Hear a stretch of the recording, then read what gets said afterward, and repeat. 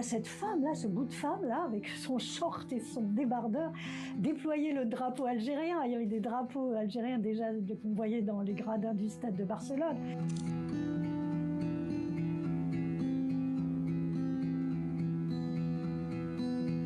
Toute l'Algérie est arrivée devant l'écran parce que Hassiba Boumelka avait déjà été championne, pas olympique, mais elle avait été championne du monde à Tokyo l'année précédente. Elle avait été championne d'Afrique et tout, donc on la suivait.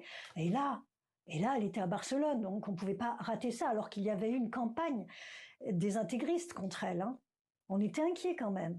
Et à moins de 200 mètres de l'arrivée, waouh, on voit Hassiba qui déboule. Elle a fini par dépasser, mais vraiment, cette championne, cette athlète russe. On était dans une période extrêmement difficile, extrêmement sombre. Et tout d'un coup, on voit cette femme-là, ce bout de femme-là, avec son short et son débardeur, déployer le drapeau algérien.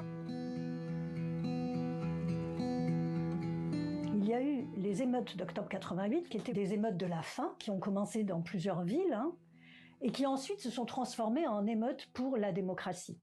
Et il y a eu une très grosse répression, et l'armée est intervenue.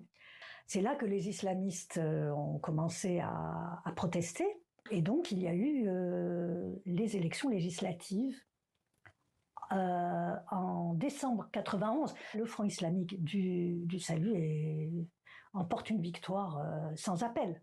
Et c'est là qu'après, il y a eu une remise en cause de cette victoire, mise en place d'un haut conseil d'État ou un comité d'État.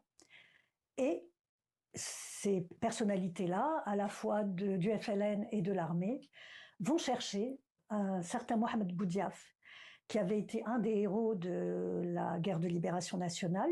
C'est quelqu'un qui nous a surpris et qui a nourri beaucoup d'espoir, parce qu'il allait s'en prendre à la corruption, il allait refonder l'école, il avait un programme formidable. Et le 29 juin, il était à Annaba, il faisait un discours, je ne sais plus à quelle occasion, dans une salle, donc qui était retransmis en direct à la télévision. Et il a été assassiné en direct devant les caméras de la télévision. Badaboum. C'était un traumatisme terrible, terrible. Assassiner un président de la République en direct comme ça, pour moi, c'était la fin de tout, quoi. À partir de là, ça a été un début de grande instabilité. Ça a été le début de la décennie noire. Et il y a eu une embellie au milieu de tout ça. Oui.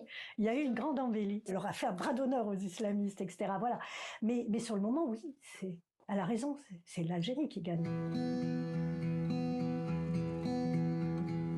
Hassiba continue à se battre pour que les jeunes filles puissent faire du sport, pour qu'il puisse y avoir plus de femmes athlètes et sportives algériennes qui puissent avoir des médailles, qui puissent être championnes.